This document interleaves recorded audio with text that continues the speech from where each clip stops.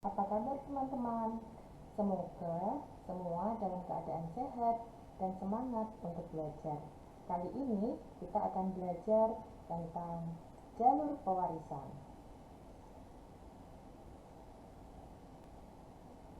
Teman-teman, kita harus pahami dulu apa itu harta waris. Mana saja harta si mayit yang kita sebut sebagai harta warisan? Apakah semua harta si mayit kita sebut harta warisan? Nah, mari kita ketahui lebih dulu tentang macam-macam harta si mayit. Yang pertama, semua harta yang ditinggalkan oleh si mayit, baik rumahnya, uangnya, mobilnya, sawah ladangnya, itu kita sebut sebagai harta tirkah, yang artinya adalah harta peninggalan. Ketika seseorang mati, maka harta kekayaan yang diperolehnya ketika hidup itu semua tidak ada yang dibawa ke kubur. Dia tidak membawa apapun. Semua harta itu ditinggalkan di dunia. Itulah yang kita sebut sebagai harta tirkah atau harta peninggalan. Ketika seseorang mati terkait dengan hartanya, maka ada beberapa hal yang harus ditunaikan oleh anggota keluarganya. Yang pertama adalah biaya perawatan jenazahnya. Kalian tahu kan, kalau ada orang yang mati, maka kita berkewajiban untuk menguburkannya.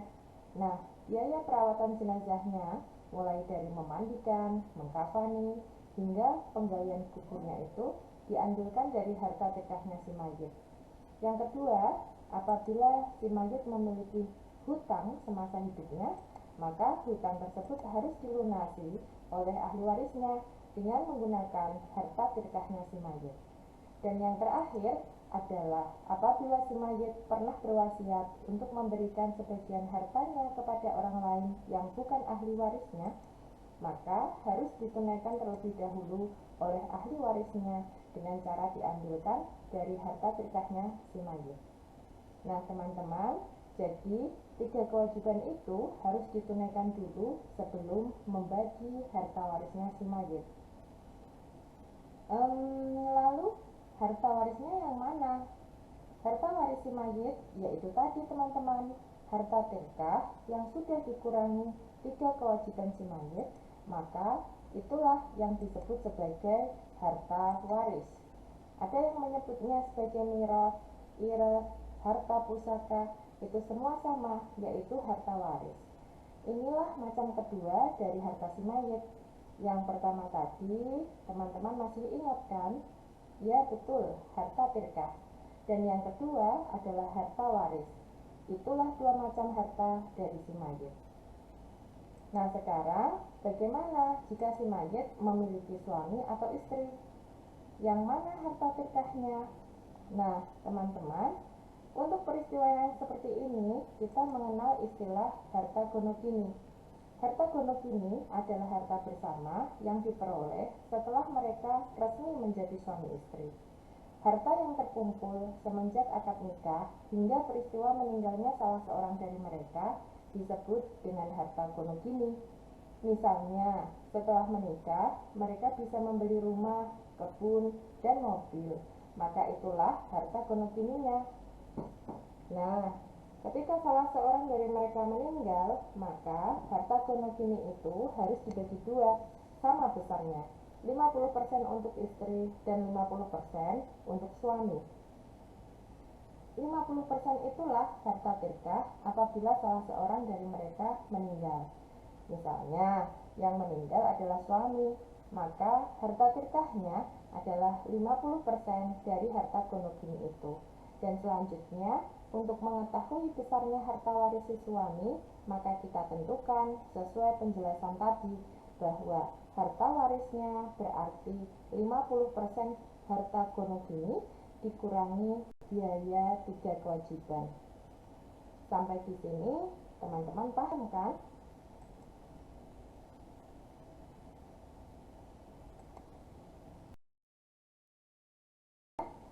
Kepada siapa saja harta waris itu diberikan? Ya, kamu jawab apa? Keluarga? Ya, betul. Kepada siapa lagi? Anak? Ya, betul. besar, ada 3 jalur seseorang bisa menerima harta waris. Yang pertama adalah jalur nasab atau jalur keturunan. Seperti pada hukum waris secara umum, Islam juga menempatkan nasab atau hubungan kekerabatan ini dalam posisi yang utama dalam sistem kewarisan. Hubungan kekerabatan ini merupakan alasan yang paling kuat seseorang berhak mendapatkan warisan untuk meneruskan pemanfaatan harta si mayit.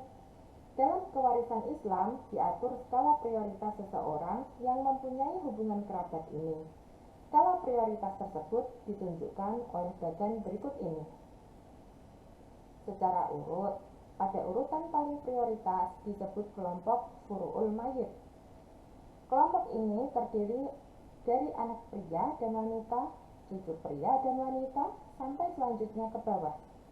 Furu'ul mayit menjadi prioritas utama dalam ahli waris nasabiah karena furu', yaitu anak atau cucu dan keturunannya, merupakan salah satu ahli waris yang menjadi tanggung jawab si mayit. Selain itu, merekalah yang akan meneruskan perjuangan dan meneruskan harta dari si pewaris. Hal ini sejalan dengan pesan Rasulullah bahwa janganlah kamu meninggalkan anak cucumu dalam keadaan yang lemah. Inilah alasan mengapa anak dan cucu menjadi prioritas utama dalam memperoleh warisan. Pada prioritas kedua adalah usulul mayit. Kelompok ini terdiri dari ayah, ibu, kakek, dan nenek. Kelompok ini menjadi prioritas kedua setelah furu' karena selayaknya manusia yang memiliki adat hendaknya tidak melupakan leluhurnya, yakni yang menyebabkan mayit ada. Ayah, ibu, kakek, dan nenek merupakan orang yang sangat berjasa dalam kehidupan si mayit. Sebagai rasa syukur dan bentuk berterima kasih kepada mereka, maka Islam mengatur sedemikian rupa. Apabila mereka masih hidup, hendaknya memperoleh bagian dari harta tinggalan si mayit.